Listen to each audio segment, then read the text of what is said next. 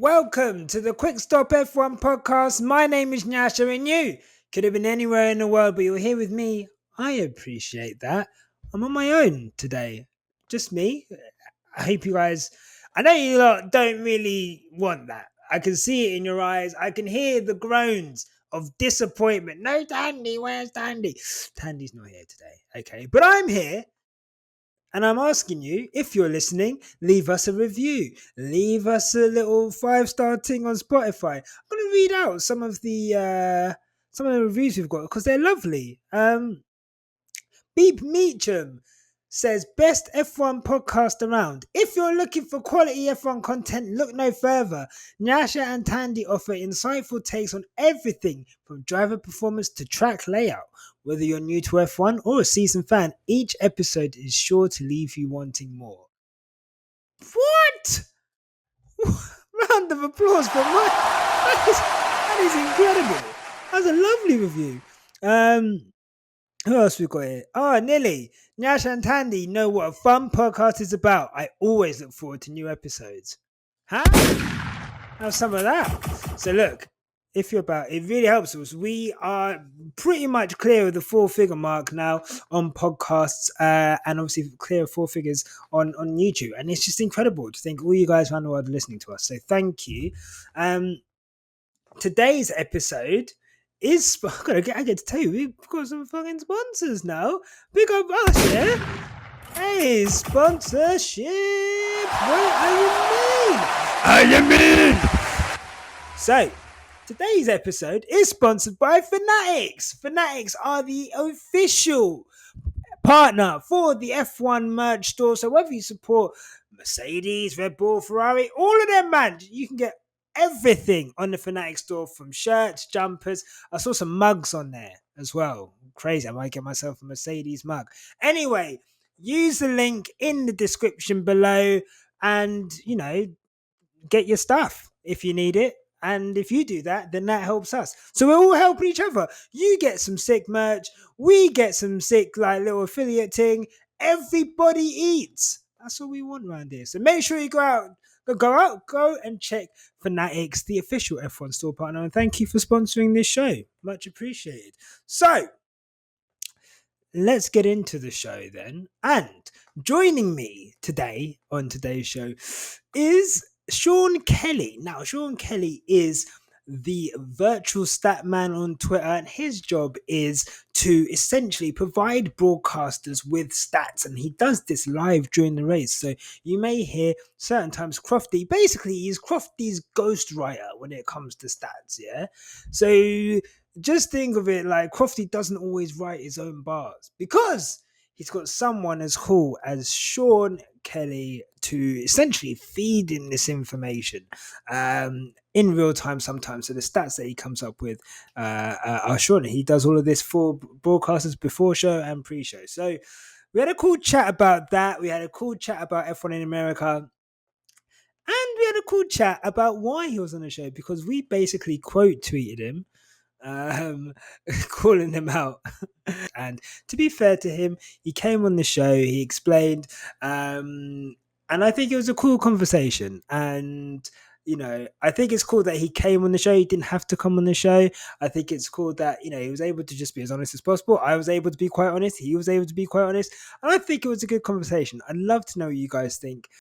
Thank you guys for listening, and make sure you're subscribing and watching. Like the video if you've not done that already. Oh wait.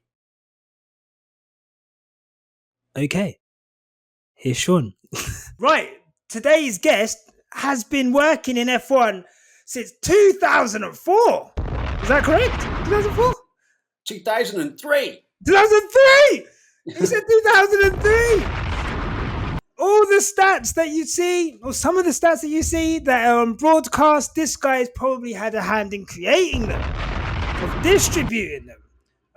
We're very, very, very pleased to have man like Sean Kelly in the building. How are you doing? I am excellent.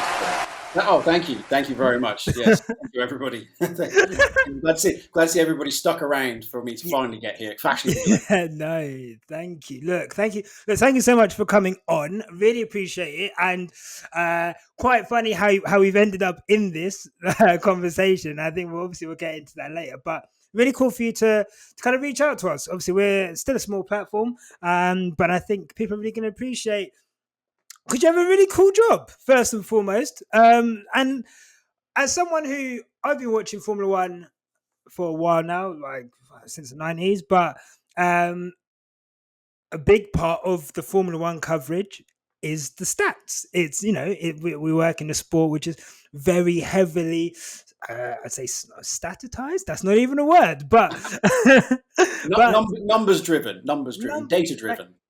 data driven. There you go. See, that's why you're there and I'm here. But yeah, very number driven. So I guess as a summary, I guess what is your role in bringing those numbers to broadcast or basically how do the numbers get from you to us, and I guess how do you decide what comes to us and whatever? Well, for starters, I do it with F1 themselves, but I also do it for 16 of the domestic broadcasters. So Wow. I've got a lot of plates going all at once when the cars are on the racetrack, Wow. handling all their various requests and so on. But most of the job is actually quite tedious, as with all jobs that might appear glamorous on the surface. There's a great deal of preparation away from that. 3 or 4 days of prep for each broadcast, for each Grand Prix weekend, creating a pack of information that will go to the broadcasters, that will go to the commentators, that will go to the graphics department and to the producers, and that will influence what the commentators talk about, what goes in the graphics, what the producers might want to make features about, and so on. So Okay. a lot of it is it's largely perspiration rather than inspiration. But isn't that the 99% same with a lot of things, isn't it? Like for us, we just get served these things, and a lot of people might think, oh, they're all computer generated and it's just easy to kind of get to hand. But there's obviously a lot of work that goes into getting it into a position where these broadcasters are able to just reel it off to us, in the way that they are. Yeah, a lot of the reason why I'm still here after 2 decades is because the broadcasters can trust me. They can say, okay, Sean has brought us this information that is this. On the basis of his past work, we can trust with reasonable certainty that we can put this on the air.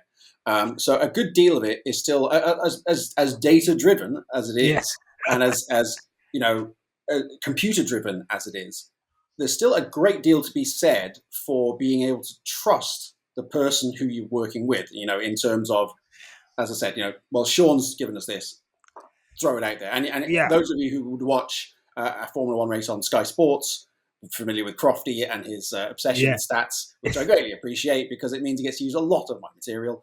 But he will, in the middle of a live broadcast, if I throw something to him, he will almost instantly spit it out. He won't. Very, very rarely will he say, "Are you sure?" Yeah. He'll always say, "Okay, Sean says that's the thing, then that's the thing." So give an example, right? Let's say we're mid. Let's say Saudi Arabia, right? We're mid Saudi Arabia, I guess. What would be the type of thing that you would send up to Crofty and say, "Here's a stat"? What do you think of that? The best example in Saudi was actually in qualifying when Perez put it on pole. Instantaneously, Perez has just set the record for the longest F1 career before taking his first pole position, 215 races, beating Mark Webber, who had 130 starts for his first pole, or was on pole in his 130 start. And also, it's the first time a Mexican driver has been on pole position, which is 61 years after Ricardo Rodriguez was the first Mexican to race in F1, and he was on the front row on his debut. So it's taken 61 years to get one more place up the grid. So that's instantly, like, put that down now, before Perez even comes around to do his interview. Wow, look, I want to give you a gunshot for that. That was incredible. I was like watching the broadcast. But I guess one of the things when I was doing my research was that people do, like you said, like you've kind of mentioned, and you've just kind of shown there, as much as you are like a numbers guy, a data driven guy, there is a real passion for the sport, and there is a lot of, I guess, an ability for you to pull information just off the top of your head, I guess. Has that something, has that always been, I mean, I guess you've worked in F1 for a while now, but was that always something that came easy to you, this ability to remember things and reel it off? Or is it just the case that because of you've just been knee deep in this work for, nearly 20 years now, that it's just something that's second nature to you now? It's a combination of both, I would say. Yeah. Before I worked in it, before 2003, I watched Formula One since I was 6. So my first season was 1987. Okay. I've only missed 2 races in that time. So it was Wow. I was always one of those fans around, the F1 calendar. My life revolved around what the F1 calendar was. Yep. Like, oh, there's a Grand Prix this weekend. Sorry, I'm busy. Yeah, It was we're all that the kind same. of thing. Yeah, so I totally connect with that. And that means that I feel like I have a better understanding of what the audience is wanting to hear, because Yeah. I am that audience. I'm not a data guy. I'm a Formula One guy who learned to handle data. But I was always interested in the history. So I knew a great deal about history before I ever worked in it as a professional statistician. So I would watch races on a Sunday afternoon, yell at the television, why haven't they said this? Why haven't they said that? And then eventually, 10 minutes later, they might say it. And people would say to me, you should get a job doing that. Why don't you do that? You're always way ahead of them. And of course, I thought, well, who do we know in the world who has a career doing that? That's just not a job. It doesn't exist. And then eventually, I took a bit of a punt and thought, I wonder if you could actually make it a job. And what happened was I had an American girlfriend. I live in America now. And the origin of that was I needed a job which allowed me freedom of movement. I couldn't be in a desk job. So I cold called Speed Channel, who were then the US TV broadcaster for F1. Nice. Left a voicemail on the answer phone of the producer. Must have been something incredible. I don't know what I said, but I said it was something along the lines of, "I would like to do stats for you next season." This is after Suzuka 02, so this is right after the end of the 02 season's finished. About 3 days later, he called me back. To my complete surprise, I was convinced I was never going to hear from him. He called me back. And we had a conversation, and I said, this is the sort of thing I would like to do, and I think I can do. And he said, could you provide an example of what you can do? Sure. He said, yeah, could you get it to me like tomorrow? Sure, no problem. Put the phone down and thought, I have no idea what the hell I'm going to do here. I've just agreed to something. I don't know what standard he's expecting. I don't even know what format he wants it. Does he want a Word file? Does he want an Excel file? Does he want a nice shiny PDF file? I didn't even know this. I was like, I've got 24 hours to come up with this. So I had to ad lib everything as much as anything. I had to lean on my own knowledge. So I threw something together and sent it to them. And at the same time, I said, could you send me what you're currently using? And they faxed it to me, which gives you a real idea of how long ago we're talking. Wow. I got a fax. I ain't seen a fax in a minute. Yeah. No, this is kind of stuff you'd see in a museum now. So I got this fax through. And I went through everything that they had, and I basically marked it like a teacher. I literally got a biro and said, this incorrect, missing context, no, wrong year here. Wow. There's wrong chassis shown for this one. And faxed it back to them an hour later with all the corrections. There you go. And then eventually, there was a few more months of calling in the off-season, and eventually it got around to like February 03, a month before Melbourne. And they hired me on next to no money at all. And I think they hired me as much as anything to get me to stop calling. And that was it. It was there's no money in it, almost no money. Not enough to really survive on. But as far as I was concerned, hey, no problem. I'm 22. I don't have any dependencies. I'm getting paid to watch a Formula One race. How fantastic is this? And then came the horror of thinking, oh my God, I've actually got to do this for real now. Like this is going on the air. What if I don't know what I'm talking about at all and I'm a complete fraud? So you had that going on as well. But eventually I muddled through and I'm still getting away with it 2 decades later. No, look, you're clearly, okay, I'm going to give you a little round of applause. That's a lovely story, because it's like, it's nice to hear people working in their dream jobs, right? And one of the things that's kind of very apparent with anyone who works in F1 is like closed mouths don't get fed. And it always seems like people who've kind of gone out and asked for things and positioned themselves in places where it would be, they would be able to kind of get into the industry that are able to do so. And at this point, were you traveling and watching, like, were you straight away going to races and traveling with this company, or was this like based in an office at this point? No, at that point, they weren't traveling themselves. They were broadcasting from their TV studio, which is in Okay. Charlotte, North Carolina. Okay. And initially, I didn't even ask about traveling because I knew Yeah. I wasn't on the that wasn't on the Wasn't table. on the- yeah. But and at that point, this is a funny part of it. 15 years I've been a Formula One fan. I'd never been to a Grand Prix. I'd never once been to a racetrack. I'd never heard. I don't think I'd ever heard a Formula One car actually run in person. Yeah. So I got all this knowledge and basically blagged it down the telephone. That I was. I think I won them over because I told a story about how Watkins Glen had there was a big bump on the entry to the right-hander at the end of the back straight at Watkins Glen in the late 1960s before they reprofiled it in 1971, which gave the impression that I was way older than I actually was. And that was partly a plant because I thought, if I was them, I wouldn't hire a 22-year-old to do a job with this amount of importance to get everything right. So I wanted them to think I was older than I was. And then when eventually they met me, Frank Wilson, who was the guy in charge, came out to meet me in the car park to bring me into the building. And he said, years later, he told me I got this close to saying, "Hey kid, where is your dad?" So that worked. So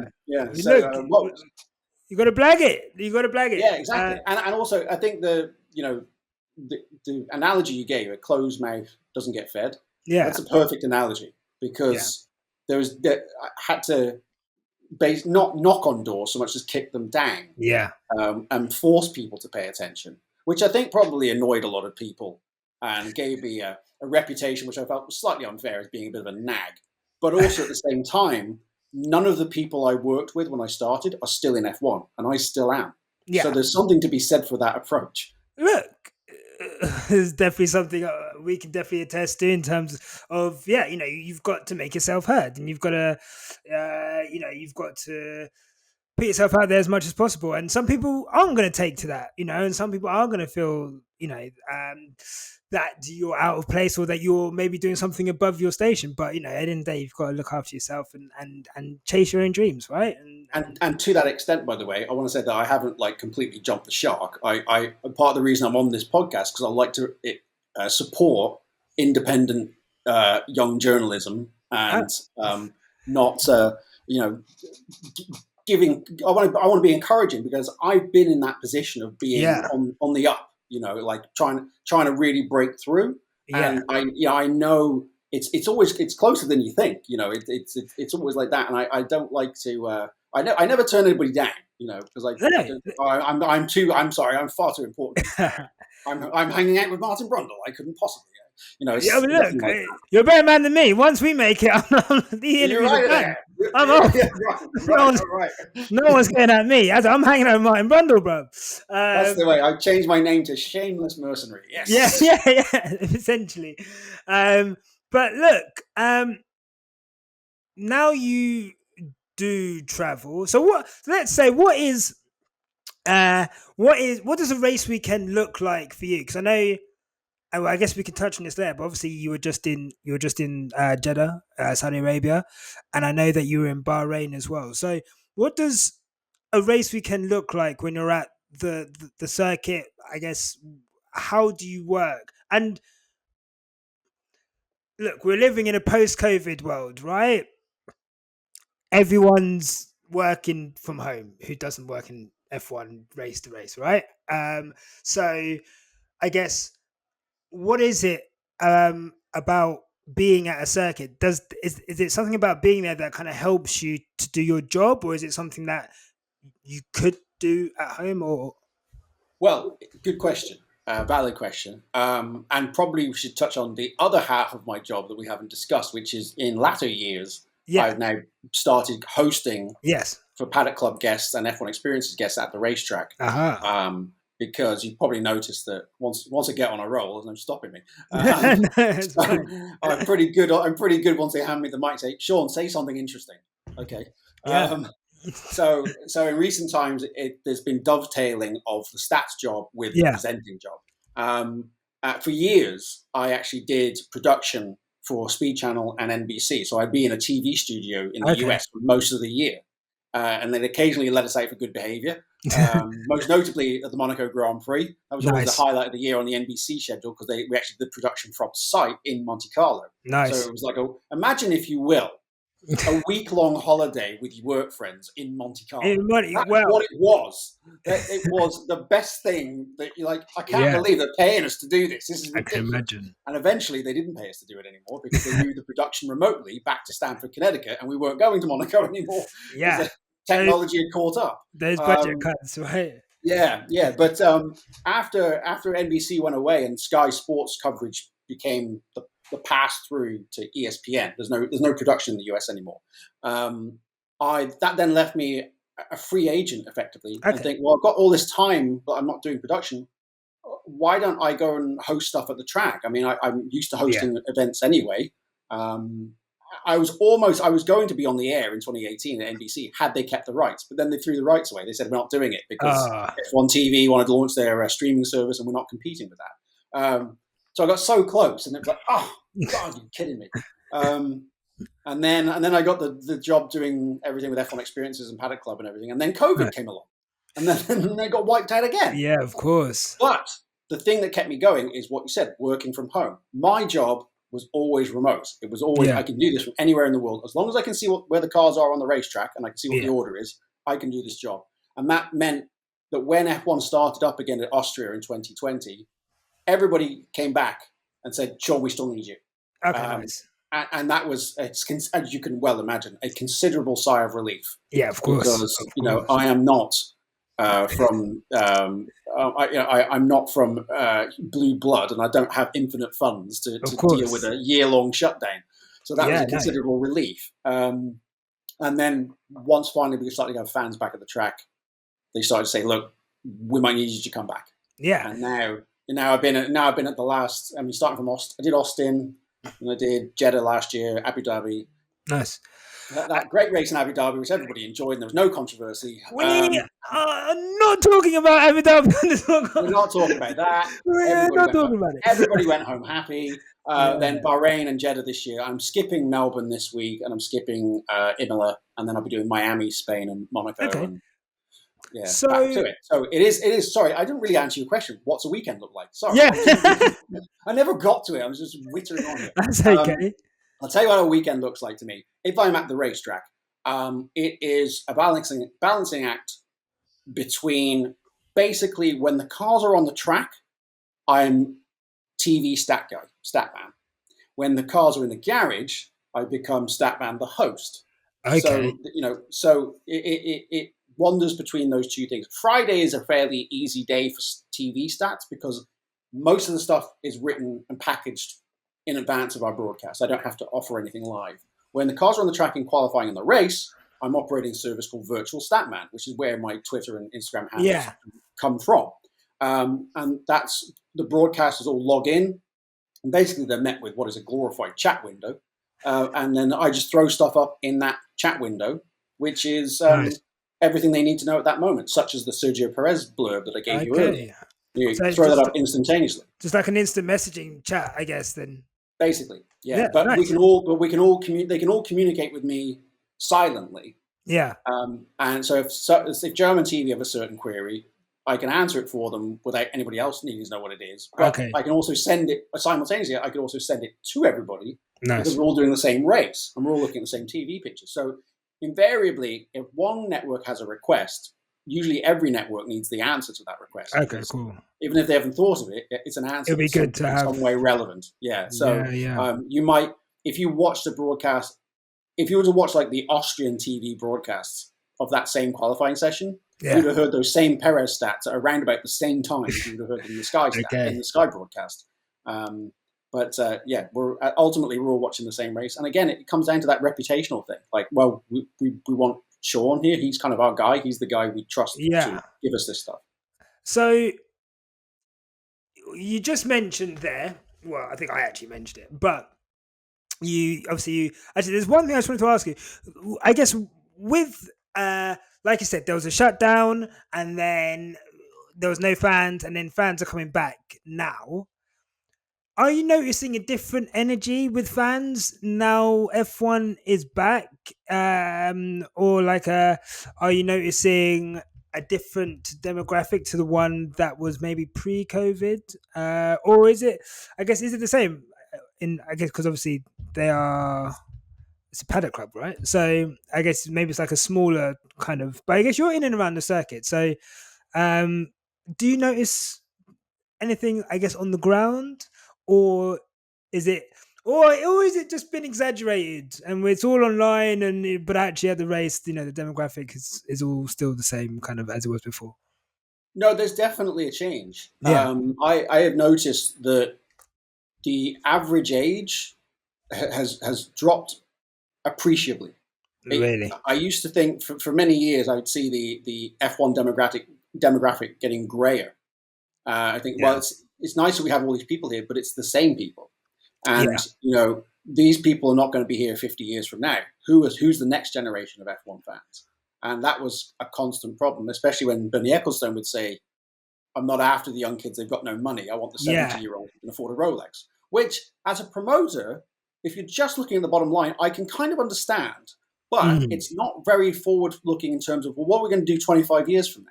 Yeah, I know we exactly. can ring all these people out for a month of Sundays, but what about a generation from now? Where's that coming from? And Yeah, in the US last year, I did just walking around during the fans pit lane walkabout, yeah, just for fun, because I like to soak it up. It's like all this, because being around the fans is great, because we're all so excited. It's like, of course. they've been waiting for this all year, and finally it's Yeah, here. And especially post-COVID, because we all couldn't do anything for cooked a up. long Yeah, time. exactly.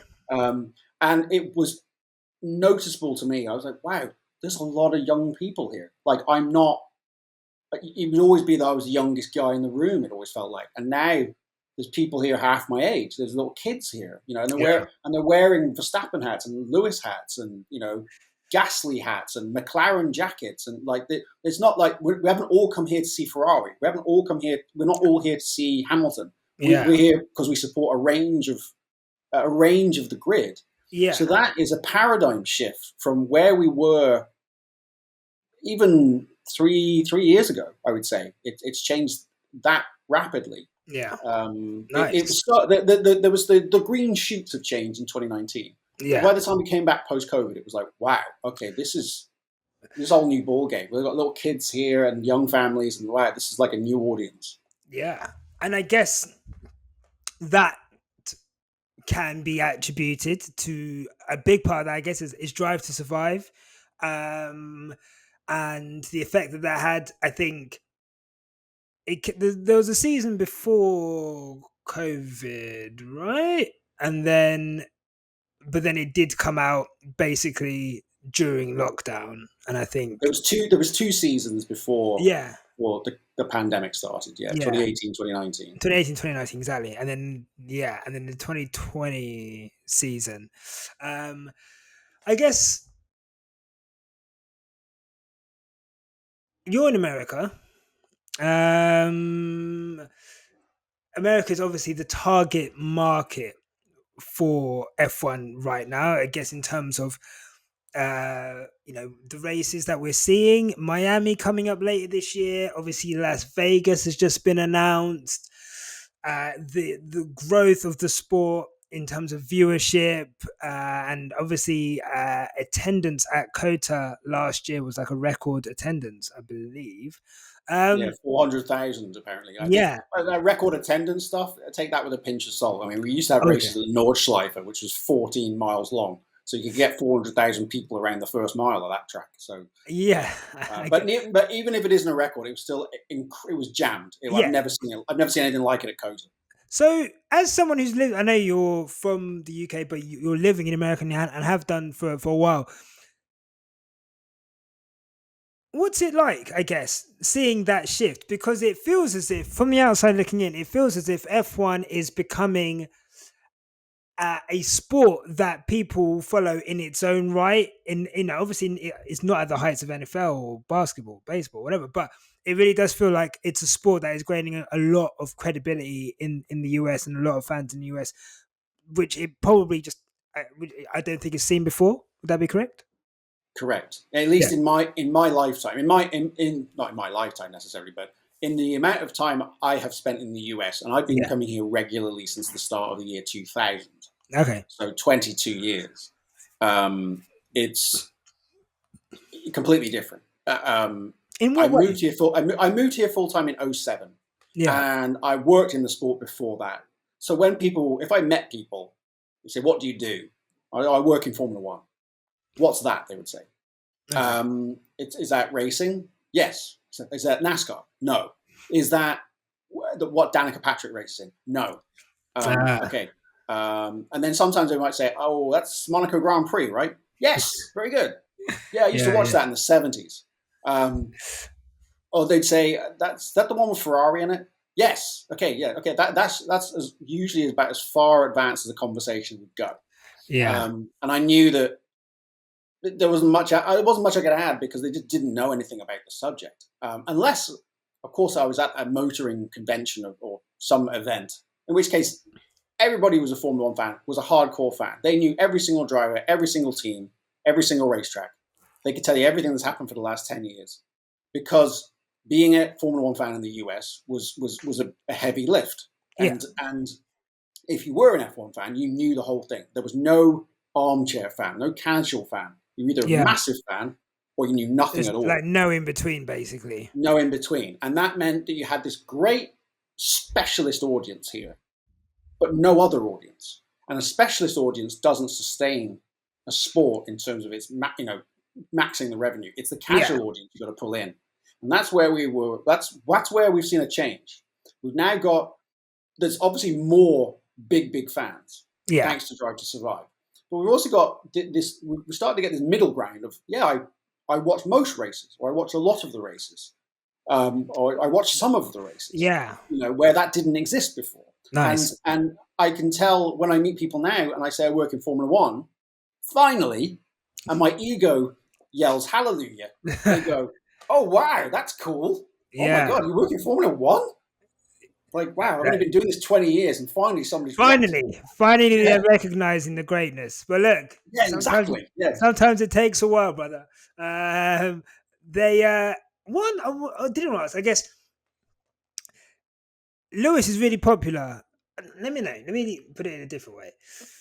The way Lewis is treated in America is vastly different to the way that he's treated and perceived here, I feel, as in and probably because he's obviously, in one way, he's a lot more comfortable over there. He spends a lot of time in America. There's a lot of friends in America, and I think he probably just prefers living in America to England. I don't blame him. I doubt you could either. But it does feel as if uh, part of it, part of the maybe some of the growth as well. Could you say that? I guess the growth of Hamilton and his becoming a personality in his own right, and kind of doing the things that he's doing with fashion and everything. It kind of feels like if anyone knows anyone in Formula One, they would know Lewis in America. Yeah, or Verstappen, but particularly Verstappen, yeah, I guess. But I guess so, and I guess with that, as Hamilton, if Hamilton was to leave at the end of his contract next year, I guess who are the ones who are, I guess, set to take over that mantle of most popular? Obviously, Max is undoubtedly extremely popular at the moment. I guess Charles, maybe George. Like, I guess do you envision someone, or do you think it'll just be kind of shared out between the rest of them? Well, it's not possible to replace Lewis Hamilton because he has become a personality that has transcended the sport. And a good analogy would be when David Beckham came to the US to play the LA Galaxy in 2007. Yeah, Because when he did that, and I moved the same month. It was weird. We both moved to the US the Nice. same month, and we both moved to this part of the world. So I felt for the first time in my life, I felt a kinship with this millionaire footballer. I kind of know where we're coming from. We're in the same part of the world, Yeah. but yeah, that's where the similarities ended. But the thing is after that happened, if I spoke to somebody here about what they would call soccer, Yeah. they would say, "Oh yeah, David Beckham, right?" Of And that's course. as much as they might be able to tell me about Major League Soccer, the league Yeah. that's in this country. They might not know a single team. They can tell me David Beckham, he plays in it. Yeah. And that's what Lewis Hamilton was for F1 in this country. Like if Yeah. I said F1, oh yeah, Lewis Hamilton. Yeah, I saw him in like the Gossip magazine and stuff like that. Yeah. Or like he'd be on Extra, like they're talking about. So Lewis Hamilton's hanging out with Kanye West or the Yeah. Kardashians. Yeah. Yeah. He'd become like an entertainment icon, Yes. which transcends just a standard racing driver. Yeah. So he was big in terms of just getting Formula One recognized as existing, actually. Yeah. But I would say the overall growth of the sport is more to be shared out among the sport's protagonists, not Yeah. just Lewis. Yeah. Like he's not pulling this whole show single-handedly anymore. Although he is obviously at the very forefront. Yeah. He is the biggest draw. With Verstappen on second. Verstappen is firmly second biggest. Yeah. Verstappen does not approach Lewis Hamilton's popularity. But the thing is now, Hamilton is now receiving the recognition he deserves for what his ability actually is, as opposed to just being known for being famous in some way. Okay, so it's like a Now different kind of appreciation now than maybe what yes, it was exactly. 3 or 4 years ago. Right. It's like, so this guy's an amazing driver, but it's like if you said like Tony Hawk's an amazing skateboarder. Yeah. Oh, really? Well, what's your favorite Tony Hawk move? I have no idea. I've just heard he's a great skateboarder. Yeah. Like that. Tony Hawk, by the way, who lives nearby me here. So hi, Tony. Hi, Tony. Yeah. Sure he tunes in. Yeah, big fan. Right. I'll send him. I'll throw a paper airplane to his garden. Tune in. Yeah. But with Lewis, it was a case of, oh yeah, he's an amazing race car driver, right? But now it's a case of, did you see that drive he had in Brazil? Yeah. Now you get that. So now it's like, no, not only have I heard he's a great driver, I have seen he's a great driver. Yeah. That's probably, we're on to stage 2 of the brand recognition now. Now it's like, I can speak to people and they'll say, oh my God, I watched the Brazilian Grand Prix. Wasn't he amazing? Yeah. Or in the case of Abu Dhabi, they might say, "Oh, he was completely robbed." I mean, bloody hell! They have these varying opinions where there's nuance in the opinion as opposed to just merely, "Oh yes, Lewis Hamilton, he's a race car driver." Yeah, and I think that's cool, and I think like so often Formula One has felt like almost like a dirty little secret that I would have, that I watched it on my own. I would, none of my friends really watched it. You talk to people about it, no one's interested in it. And then, one, I guess finding the online community, and, there's such a growing online community. And I guess, that's a factor of younger fans coming into the sport as well, and this growing community. But everyone is so knowledgeable, and I think that's one of the things where people, like you said, where people talk about the Drive to Survive fans, like these guys are going back, they're watching Drive to Survive, but then they're going back and they're watching old seasons. They're educating themselves on past happenings to the point where, like you said, they are knowledgeable about characters, and I think that's why possibly we've seen the ratings, like the Rotten Tomato for Drive to Survive, kind of going down and down, because I think people have kind of realizing that some of the stories aren't, like, it's good, but some of the stories they realize, oh yeah, why are Esteban Ocon and Yuki Tsunoda in an episode together? Like, that doesn't make sense, and those types of things. But I think it's cool. You mentioned Lewis. Actually, no, I want to talk about America and I guess Americanization quickly. 3 races next year. I did see something that you tweeted, which was quite cool. The thread that you did about America and the races, and I guess the Euro centric kind of position that a lot of people have taken against um, against the races in America. I guess as someone who works in the sport, and obviously just as someone who loves the sport, why is it? If someone said to you, why is it important for F1 to break America? Why should America, one country, have 3 races, right? In those, if we were going to put it that coarsely, and whatever, but why should America have 3 races? I guess in your eyes, what is it about America that is A, important to F1, but B, also, I guess, feasible for it to have 3 races and possibly more in the future?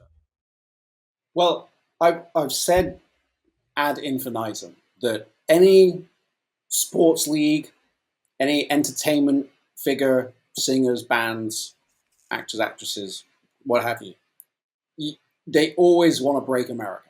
Yeah. That's the holy grail. Yeah. And you're not really global unless you capture the US market. From the moment the Beatles touched down in New York in '64 to play the Ed Sullivan Show, it was understood. Even the Beatles had to come to America and really, really break America. They had to be here. They had to play shows nationwide. They really, really had to work at it. And the reason is, even the Beatles had to do it, is because there are so many thousands upon thousands of things to do here, particularly within the realms of sports and entertainment. In Formula One's case, it has to compete with the NFL, the NBA, with hockey, with Major League Baseball. Major League Baseball teams play 162 games a season. They're playing almost every day between the start of April and the end of October. It's every crazy. day. That is crazy. Intersperse that with NBA going 4 times a week, and then the NFL playing 16 games a year. You've got all of that. Then you've got Major League Soccer. Then you've got the other ones, IndyCar and NASCAR. They're going most weekends of the year. All that's going on here in a standard week in this country.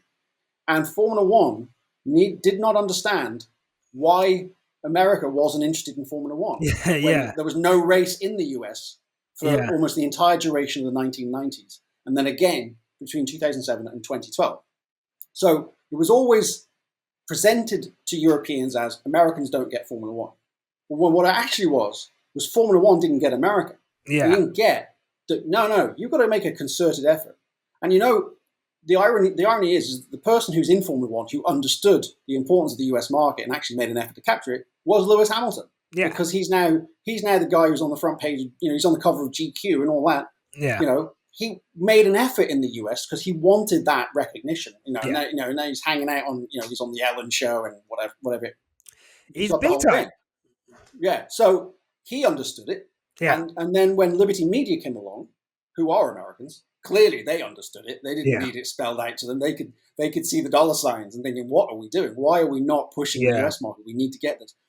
What we have now with Drive to Survive and the audience that's created is possibly a once-in-a-generation opportunity to capture that market in a way that if it is not done now, it may just go back into the doldrums because that audience might go back out the door and go to a Major League Baseball game or the NFL or IndyCar or NASCAR or any of the other things that I've explained. So it's really important to go for the jugular now. The US, I think European audience doesn't realize just how massive the US is. Geographically, it is a gigantic nation. It's so. I think someone was saying that driving from one of the races, I can't remember which one, to the other is 1,000 kilometers, or was that 1,200 miles? Yeah. So it's miles. Driving wow! I didn't want to say miles in case it was ridiculous. So I said kilometers. But yeah, it's fucking ridiculous, right? It's huge. Right. So the nation is gigantic, and there are huge distances between these 3 races, between Miami, which is in southeastern Florida, Austin, which is kind of a dead center in the southernmost sort of bit of Texas, right where close to the border with Mexico, and then in the southwest in Las Vegas. Although we say southwest, it's actually a lot further northwest than Austin is. So now suddenly you've got for the first time since 1991, 15 million people in Los Angeles have a race that they can drive to. Now, it's a 4-hour drive from LA, but it's still drivable. Whereas previously, it was no bueno. There was no way you could do that. So now's the opportunity to capture that audience who is already captivated by the Drive to Survive thing and showed up in tens of thousands at COTA. Yeah. So it's the ideal opportunity. And I think the naysayers who feel that this is an Americanization of the sport are not realizing that what happened is not the sport is not being Americanized. It's that it was de-Americanized at one point in the past. Because in the 70s, we had Long Beach Grand Prix, the US Grand Prix at Watkins Glen, and the US Grand Prix at Watkins Glen was the big money race of the year. Used to be $50,000 to the race winner. That was the race you wanted to win. That's the big cash prize in that one. Yeah. So you had these two races. Then you also had Mario Andretti was racing. There was Peter Revson racing. There was the Penske team, the Parnelli team, even the Shadow team, US owned. So there was all those entrants. The Ford Cosworth. The Cosworth built the engine with Ford's money from Detroit, Michigan, which powered nearly every car except Ferrari. And most of them were on Goodyear tires, and Goodyear originated out of Akron, Ohio. So it was massively Americanized in the 1970s. And people look back on that and say that was a golden era for the sport. If you've ever seen the Ron Howard film, Rush. Yeah, I have. Yeah. Well, Teddy Mayer, who is the team manager for James Hunt at McLaren, is American. Yeah, so that's an American team manager. And as I just mentioned, all of these entrants and all of these races, they all featured in 1976. Yeah. And people look back on that and say that was one of the best seasons in Formula One history. No one ever says, oh my God, it's too American. Yeah. That's never, ever been said. So a lot of it is kind of fear of the unknown, fear of it's going to turn into WWE, which it's not. It's not going to do that. Well, I guess there is a worry, isn't there? Let's not to play, I don't want to say devil's advocate, but let's say, for example, there were concerns at the end of last season that the show overtook sporting integrity. And that's not saying that deliberate decisions were made for the sake of the show. Some may say they were, but at best they weren't, right? So there is a worry that you have a show which is, let's say, generous with the storylines, and then you have a product which seemed to be affected by the want to make it as entertaining as possible for this storyline of the title fight. So I guess there is a worry that is this a continuing trend of that? I guess are we just going to see more of the entertainment taking over the sporting integrity? Now, I guess you could say that might not happen because they've put in place things from last season that to try and rectify some of the issues that kind of came up. But I guess, do you see that point of view? I do see that point of view. And after what happened in Abu Dhabi, which no matter how you slice it was a debacle. Yeah. The fact that it all ended in a big fight. It was a debacle. Even if you're a Max Verstappen fan or a Lewis Hamilton fan, it ended shambolically. Yeah. And the fact that it all ended up in the steward's office after midnight. I went for dinner. Here you go. Here's me casually name dropping some stuff here. I went for dinner in the Yaz Hotel. Okay. After that race. That big hotel. The big hotel, yeah. So I was out there having dinner with the boss of F1 Experiences, and we were talking over some contract stuff and blah, blah, blah, blah, blah. We finished up, and I walked back. I had to walk back because my car was the other side of the racetrack. So I had to go back around where the paddock was and everything. Yeah. This is after midnight, so the yachts are all going, because it's always like that. Party, right? Oh, yeah, it's always like that in Abu Dhabi. That's the bit you don't see on TV. It's just always lasers and everything. Yeah. Anyway, this is past midnight. Everyone's still in the paddock. They're all still in the paddock because they're waiting for the stewards to come out. What's happening? What's not happening? Is Michael Massey coming out? What we need to talk to him. Massey wasn't talking, obviously. Of course. So all that was going on, and it was just a shambolic end to what was, in my opinion, was the best championship season we've ever had in Formula One. And I went into that race saying, whoever wins today, if Lewis wins this, it's his greatest championship ever because he's been pushed to the absolute limit and come out on top. And if Max wins it, it's an outstanding achievement because I think he's beaten Lewis Lewis on top of his game. Like Lewis has driven 101% out of that car. And for Max to beat him, it took everything it took. It wasn't a cruise for either of them. And then instead, we were talking about this controversy, which was a real shame. And I understand why people would be thinking, is that a sign of how things are going to be? Especially if you watch Drive to Survive, which does take a great deal of artistic license. Now, Yeah. full disclosure, I have only ever watched one episode of Drive to Survive, the very first one involving the Haas team, the Gunther Steiner episode.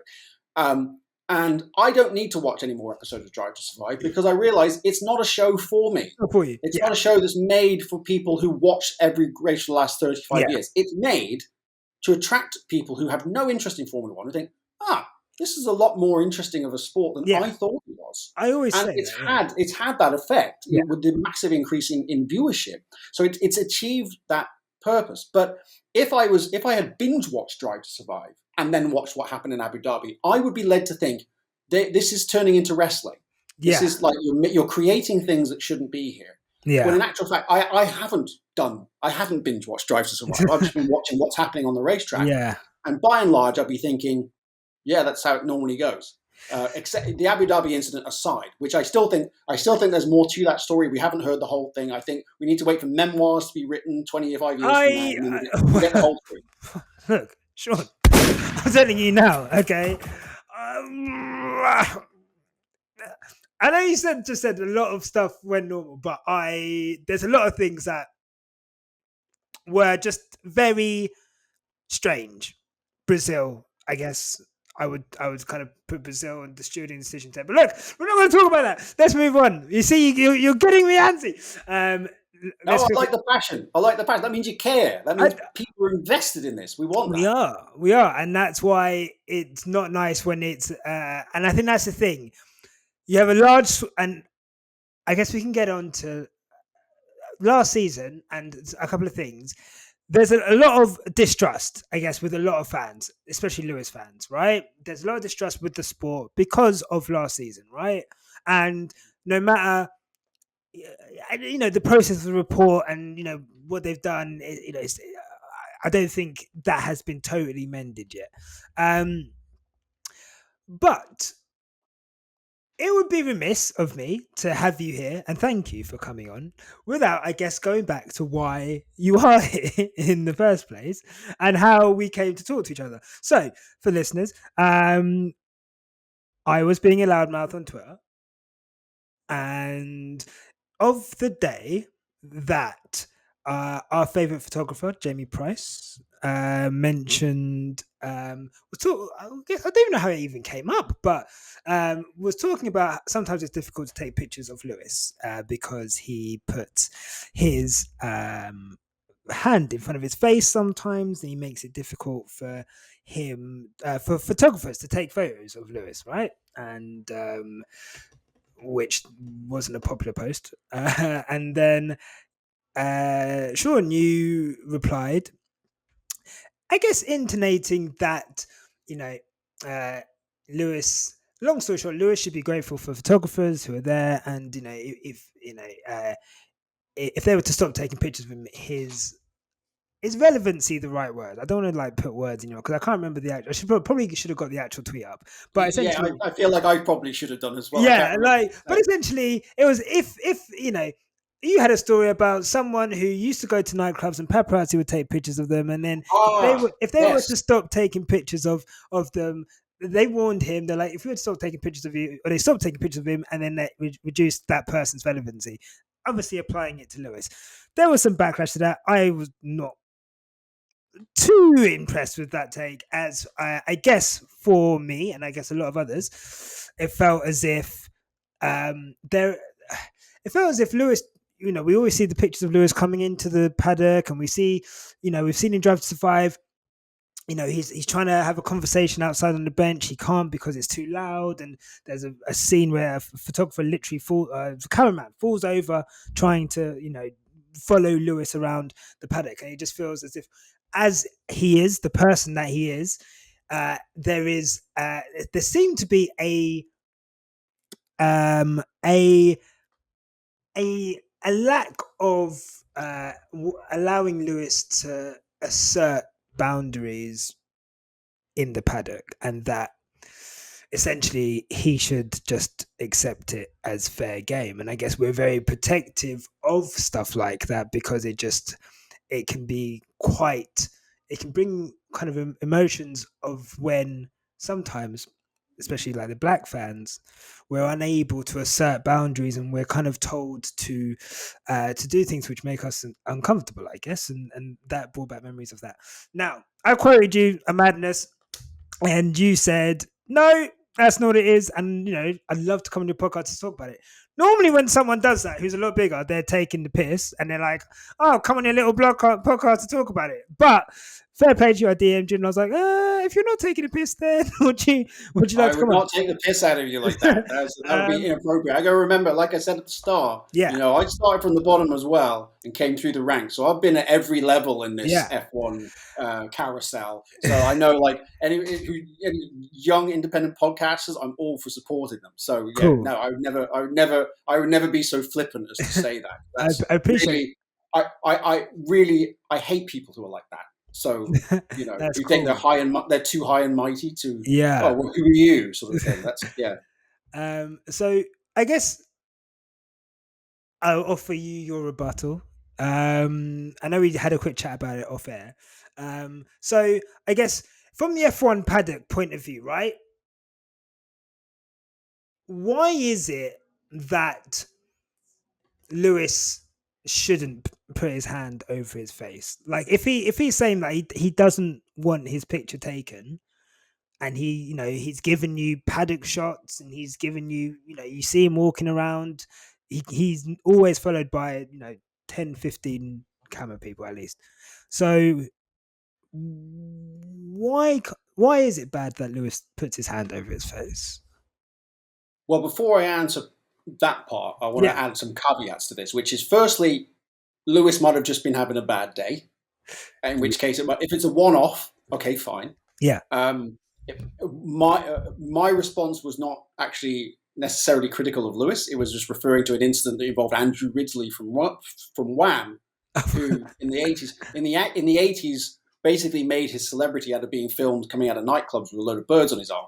But he was extremely uncooperative with the photographers, who were basically the reason why he was famous at that point, because George Michael was the talent driving the band. Yeah. So one night he came out of the nightclub and all the photographers put their cameras down, and instantly Andrew Ridgely realized, oh shit, if they stop taking my picture, I am no longer relevant.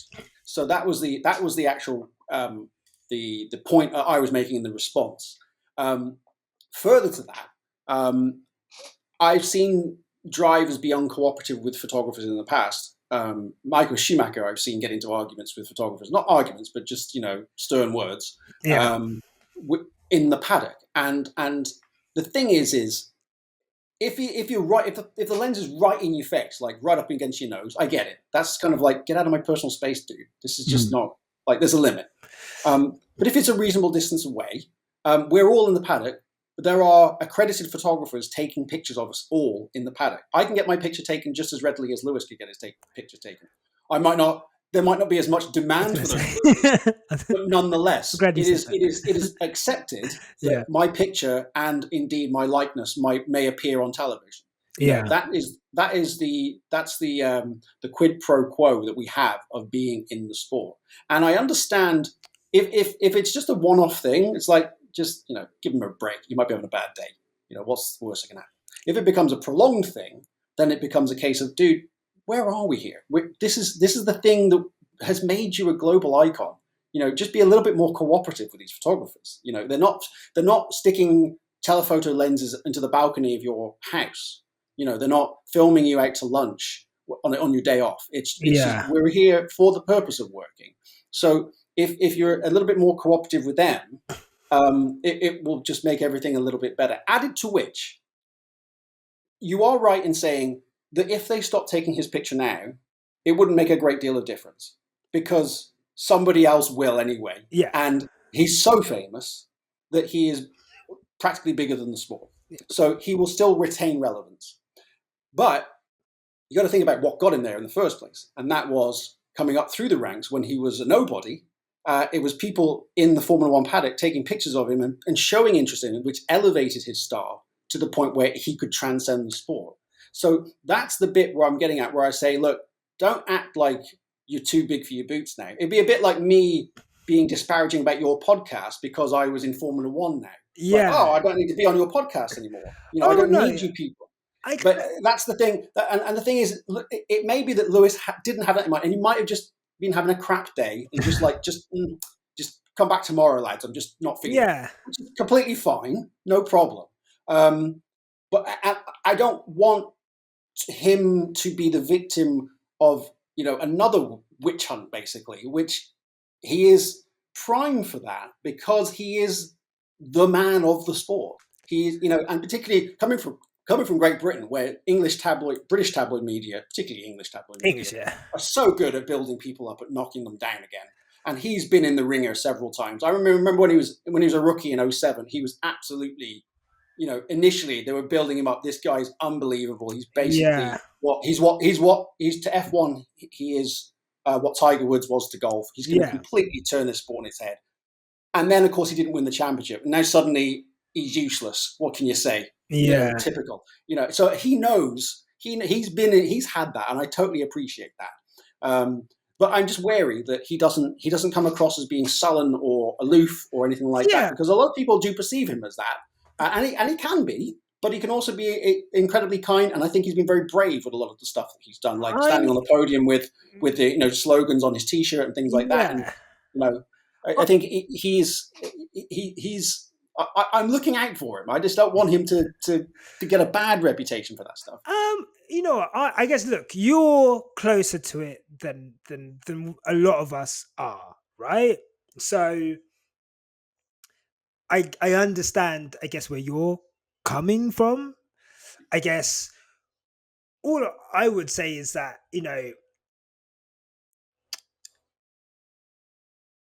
I think Lewis should be afforded the room to be, if he wants to be moody, and if he wants to be, if he wants to be sad, if he wants to avoid eye contact, we've seen behavior a lot worse from a lot of other drivers in different circumstances, which isn't scrutinized as much. And I guess, for the amount of footage that people get of Lewis, I guess it feels as if, look, he's not doing that all day. You've got, the whole weekend. If he's doing that, I, by the way, am a contributor. I have cell phone video of Lewis. Yeah, look, trust me, so, I'd be there with my phone out if I was next to Lewis. I would, Lewis! But I also want to add. I've been in Lewis's company when the phone's been off.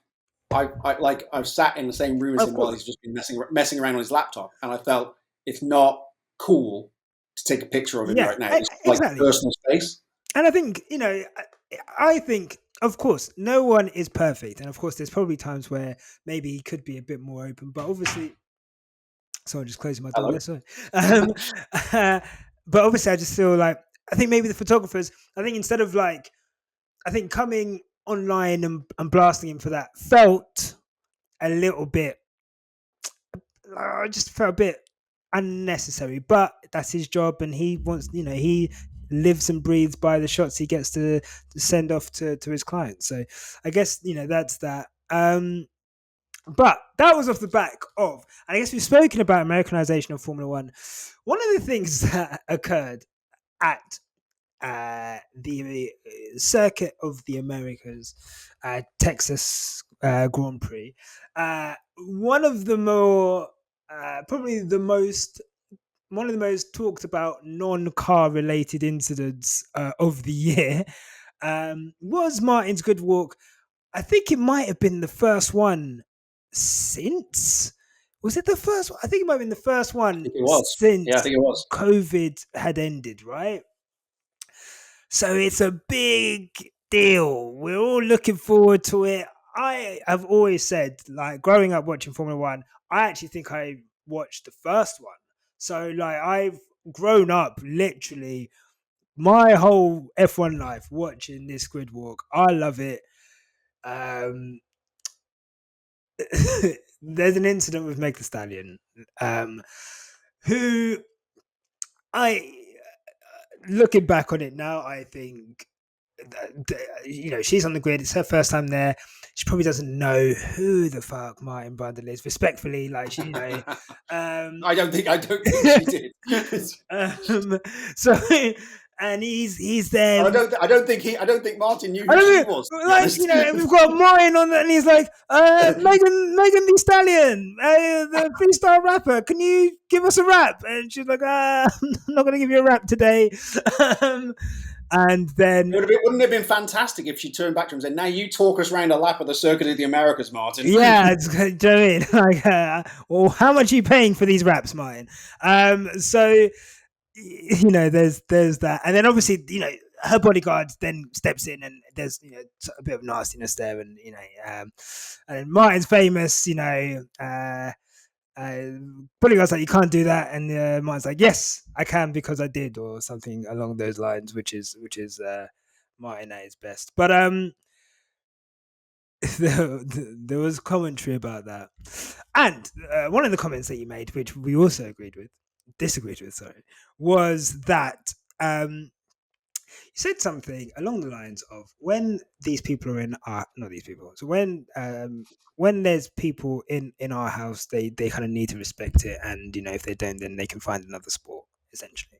And I guess, just to give you what I thought, which was probably, and now we've spoken, probably not what you're talking about, but what I thought it was about was obviously like Meg herself, and I guess celebrities who have been invited by sponsorship, by the sport, to be on the grid, to to do those types of things, to raise the sport in the eyes of people who follow them and stuff. And it just felt very like, again, I guess F1 is a traveling circus, very close knit, right? So it felt very like us and them. We don't want people in that circle, and I think it felt like it added to a very nasty, I think, reaction to what happened, to what was a light-hearted incident, and a lot of the focus was on Meg herself, who I don't think did anything wrong. I think her bouncer, or not bouncer, I think her bodyguard or whoever worked with her was probably a bit rash and didn't know what was going on, and that's probably on F1 for not informing him, and maybe them for not knowing about what they were getting into. But I guess, again, now you're here, appreciate you're here. What did you mean by that? and I Well, guess, could you understand why that comment might have been perceived the way it was perceived? yes, I can, and I should say, for the purposes of people who can't see me, I am white, and therefore I do not live in a world where I am cast under eternal suspicion. Everything Yeah, is, as a white male, everything is catered to me, and if I think the pushback, people misunderstanding my point about this is bad, imagine what it's like, dealing with stuff on a daily basis. I yeah, can't imagine. I don't have to. it's not great. So I do understand where that veil of suspicion can come from. Like, what are you saying, dude? Like, Yeah, are you saying people like her shouldn't be on the grid? Is that what you're saying?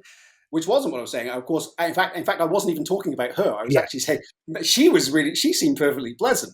It was all these mandarins hanging around her who just acting like the big I ams. And yeah, why I was offended by that is millions of F1 fans would give their left leg for yeah, starting grid access, and they would understand that if they're on the grid, you might get filmed, you might even end up on camera, you might even have a microphone shoved under your nose for yeah, some random reason.